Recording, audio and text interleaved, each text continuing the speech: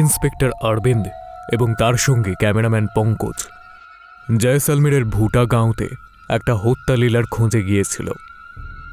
ওরা দুজন জিপে করে ব্যাক করছিল, এমন সময় ইন্সপেক্টর তার গাড়িটাকে একটা কাঁচা রাস্তার ওপর দাঁড় করালেন। আরে আরে আরে স্যার, কি করছেন আপনি? জানেন এটা কুলদারা রাস্তা, ওখানে তো কোনো প্রাণীরই প্রবেশ নিষেধ, আর আমরা তো মানুষ সেখানে। আরে ভিতু, আরে পাগল, কুলধারার গল্প আমি মানি না। বল, আমাকে একটা কথা বল, আজ পর্যন্ত ইতিহাসে এটা কি কখনো হয়েছে যে রাতের মধ্যে একটা গ্রাম পুরো খালি হয়ে গেছে? আরে হয়তো অন্য কোনো কারণ হবে, আর লোকজন সেটাকে বাড়িয়ে চড়িয়ে এই ধরনের একটা গুজব প্রচার করে দিয়েছে। আরে আমি তো গ্যারেন্টি দিয়ে বলছি, ওই গ্রামে অনেক অনেক সোনাদানা আছে, কারণ ওটা ইংরেজদের শাসনকাল থেকে ওই গ্রামটা রয়েছে। যাতে কেউ চুরি করতে না পারে তাই জন্য এই ব্যবস্থা নেওয়া হয়েছে, বুঝলি? সে তো ঠিক আছে স্যার, কিন্তু আমরা ওখানে কেন যাচ্ছি? পঙ্কজ ভয়ার্ত স্বরে বলল। আরে ব্যাপারটা কি হলো বলতো? গাড়িতে ডিজেল একেবারে শেষের দিকে, আর তার উপর রাতও অনেকটা হয়েছে।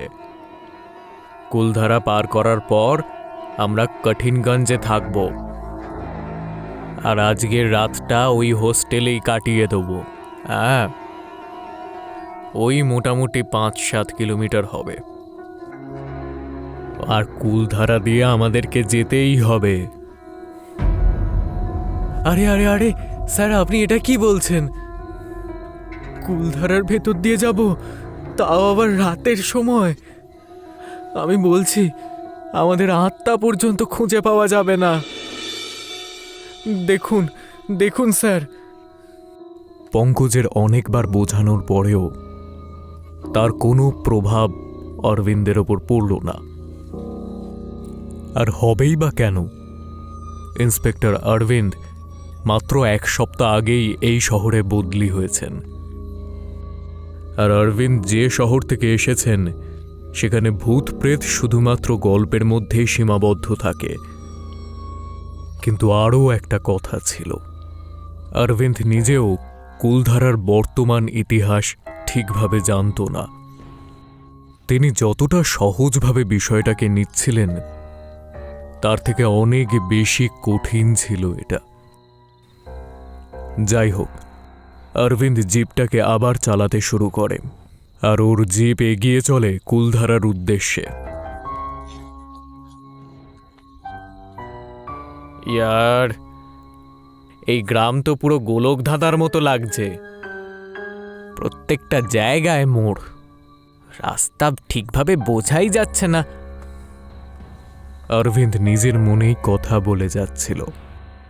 তখনই অরবিন্দ সামনে একটা চায়ের দোকান দেখতে পায়, যেখানে কিছু লোক বসেছিল। অরবিন্দ তাদেরকে ডাকে এবং বলে, আরে দেখলি সত্যিটা?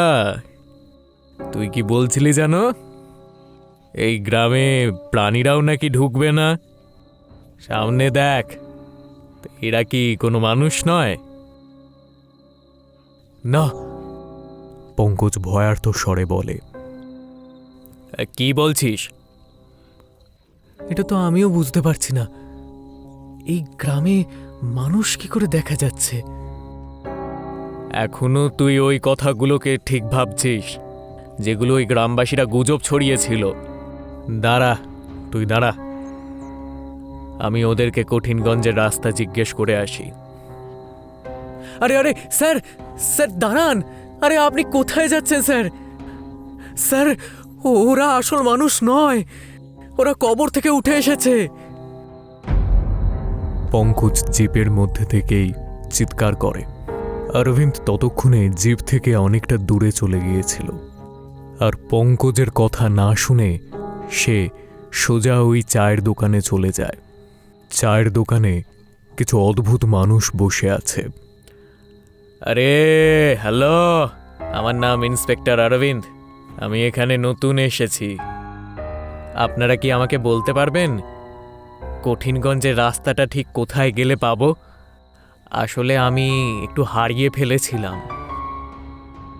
অরবিন্দের কথা শুধু ওই লোকগুলো শুনছিল, কিন্তু এর মধ্যে কেউই তার কথার উত্তর দিল না। এই ব্যাপারে অরবিন্দ একটু ক্ষুব্ধ হলো। সে বলল, তোমরা কি শুনতে পাচ্ছ না আমি কি বলছি? আমাকে কঠিনগঞ্জ যেতে হবে।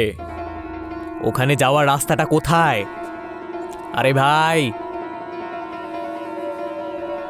মরতে চলে এলেন কেন স্যার? এবার আপনার গন্তব্য কঠিনগঞ্জ নয়, কবরে হবে।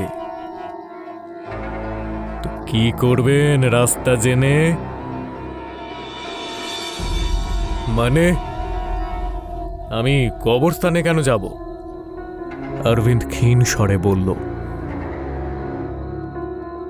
মানে এটাই, যেখানে ভগবানের শক্তিও হার মেনে যায়, ওই জায়গাটার নাম কুলধারা।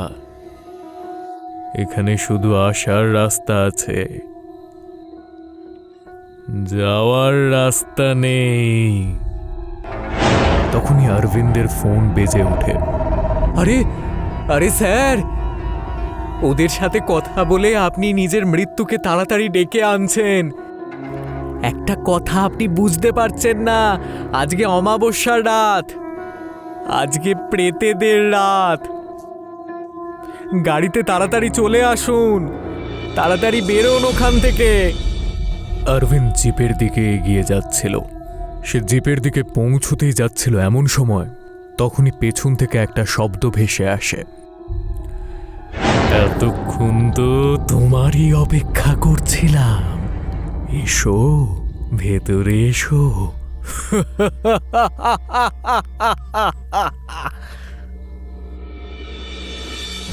সারা পরিবেশে একটা ভয়ঙ্কর হাসি ছড়িয়ে পড়ে।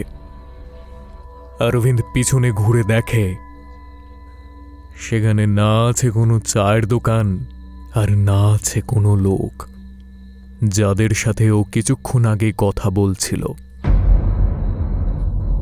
পেয়েছেন ঠিকানা? হ্যাঁ, নিজের মৃত্যুর খবর পাক্কা করে নিয়েছেন তো? আসুন আসুন, তাড়াতাড়ি আসুন, জিপে উঠুন। সমস্ত আত্মা আমাদেরকে আত্মা বানানোর আগে তাড়াতাড়ি উঠুন গাড়িতে। পঙ্কজ চিৎকার করতে করতে বলল।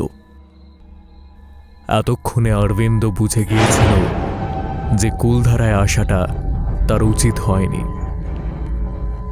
কিন্তু আফসোস একটাই, অনেকটা দেরি হয়ে গেছে। অরবিন্দ গাড়ি নিয়ে বেরিয়ে পড়ে, কিন্তু তখনই অরবিন্দ তার সাইড মিরারে দেখে পঙ্কজ তার গাড়ির পেছনে দৌড়তে দৌড়তে আসছে। আর ঠিক সেই সময় পেছন থেকে দৌড়তে দৌড়তে আসা পঙ্কজের চিৎকার শোনা যায়। আরে বাপরে, পঙ্কজ তো পেছনেই রয়েছে। তাহলে আমার পাশে যে বসে রয়েছে, এ কে? কি হলো স্যার? ঠিক সেই সময় প্রচণ্ড জোরে একটা বাজ পড়ে, আর পাশে বসে থাকা পঙ্কজের হাবভাব ধীরে ধীরে বদলাতে শুরু করে। আর ও একটা অদ্ভুত বিকৃত আওয়াজে বলে, সাহেব, কুলধারায় আসবেন না? ঠিক সেই সময় জিপও ধীরে ধীরে থেমে যায়, আর অরবিন্দ কিছু ভাবনা চিন্তা না করেই সেই জিপ থেকে ঝাঁপ মারে। পঙ্কজের প্রেত তার পাশে বসে তার সাহসকে একেবারে শেষ করে দিয়েছিল। সে ভয় কাঁপছিল। পঙ্কজ, পঙ্কজ, পঙ্কজ, কোথায় তুই? আমার তোর কথা শোনা উচিত ছিল পঙ্কজ। এই এই জায়গা প্রচণ্ড ভয়ানক। পঙ্কজ! এরই সঙ্গে বলো হরি হরি বল বল শোনা যায়। বলো হরি হরি বল, বলো হরি হরি বল। এই রাতে এই গ্রামে কার অন্তিম সংস্কার হচ্ছে?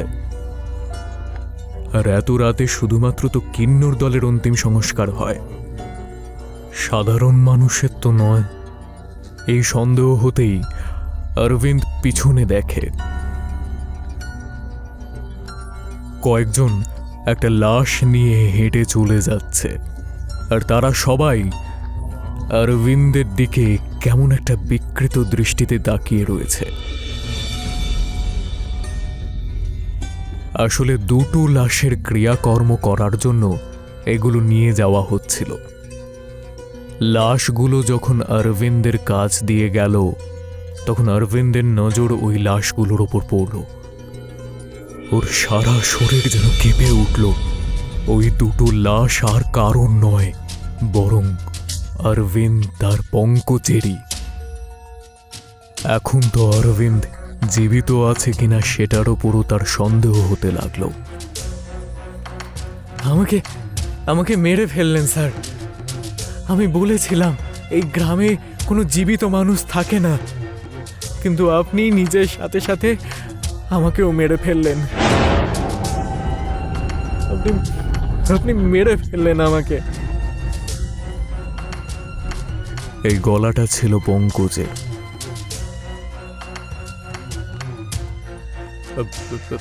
পঙ্কজ, পঙ্কজ তুমি? পঙ্কজ? পঙ্কজ অরবিন্দের থেকে কিছুটা দূরেই দাঁড়িয়েছিল। পঙ্কজের সারা শরীর বদলে গেছে। তার চেহারা যেন আরো ভয়ানক হয়ে উঠেছে। তার চোখের তলায় বড় কালো গহ্বর তৈরি হয়েছে, আর তার ঘাড়ও একদিকে বাঁকা ছিল। পঙ্কজ, পঙ্কজ তুই জীবিত আছিস তাই তো? চল চল এখান থেকে তাড়াতাড়ি বেরিয়ে যাই, চল। প্রত্যেকটা মৃত মানুষের এটাই একটা ভ্রম, সে মরার পর নিজেকে জীবিত ভাবে, আর সময় তাকে বারে বারে বুঝিয়ে দেয় সে মৃত। ইন্সপেক্টর, যত তাড়াতাড়ি দৌড়তে পারিস এখান থেকে পালিয়ে যা। যদি আর কিছুক্ষণ এখানে থাকিস তাহলে তোর হৃদস্পন্দনের গতি তো বাড়বেই, কিন্তু সেই গতির আওয়াজও তুই শুনতে পাবি না, কারণ তোর হৃদয় শরীর থেকে আলাদা হয়ে যাবে। ইন্সপেক্টর অরবিন্দ নিজের সম্পূর্ণ শক্তি দিয়ে সেখান থেকে ছুটে পালাতে চায়, শুধু তাকে কোনোভাবে বাঁচতে হতো।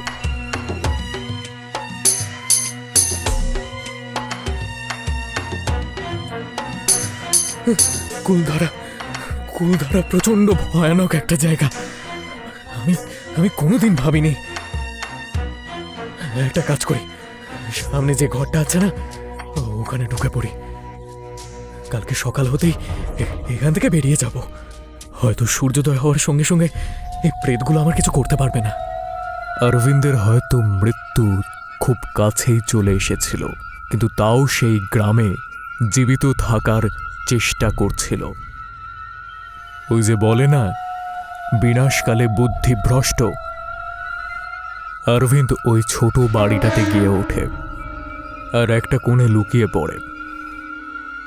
আর মনের মধ্যে এত কিছু চলার ফলে তার হাত লেগে একটা গ্লাস পড়ে যায়, আর ওই শান্ত পরিবেশ হঠাৎ করেই অশান্ত হয়ে ওঠে। কে এসেছে? কার মৃত্যু ঘনালো? যে এই বাড়িতে পা রাখার চেষ্টা করছে?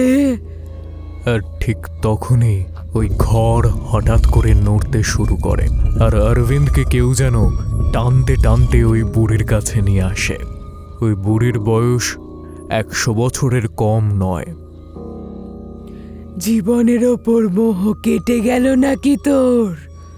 মৃত্যু মৃত্যু জীবনের থেকেও বেশি কষ্ট দেয়। এখানে কি মরতে এসেছিস তুই?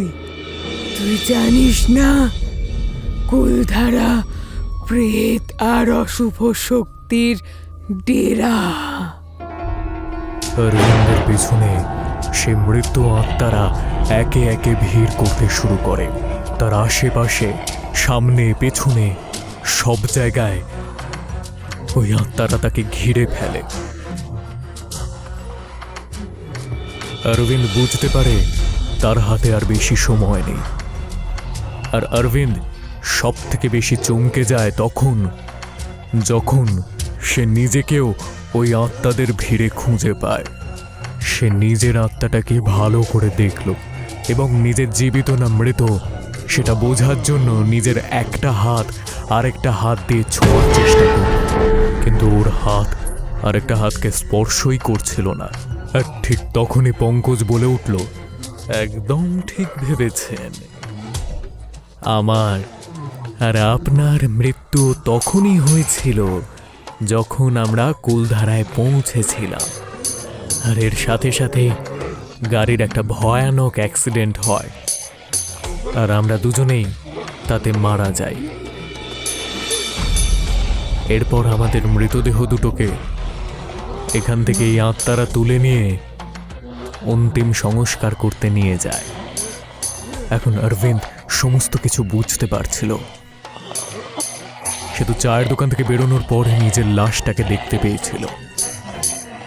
মানে একদম পরিষ্কার ছিল যে সবকিছুই অরবিন্দের একটা দুঃস্বপ্ন ছিল, যেটা কোনো সত্যি ঘটনার থেকে কম ছিল না। আর ঠিক তখনই অরবিন্দ চিৎকার করে ওঠে, আর একটা আর্ত চিৎকারে কুলধারার পুরো পরিবেশ কেঁপে ওঠে। আর অরবিন্দের জীবনের সাথে সাথে এই গল্প এখানে শেষ হয়ে গেল। এই গল্প থেকে আমরা একটা জিনিস বুঝতে পারলাম, কুলধারার শান্ত পরিবেশের সাথে সাথে ওখানে একটা বস্তি রয়েছে যেটা ওখানকার আত্মাদের বাস।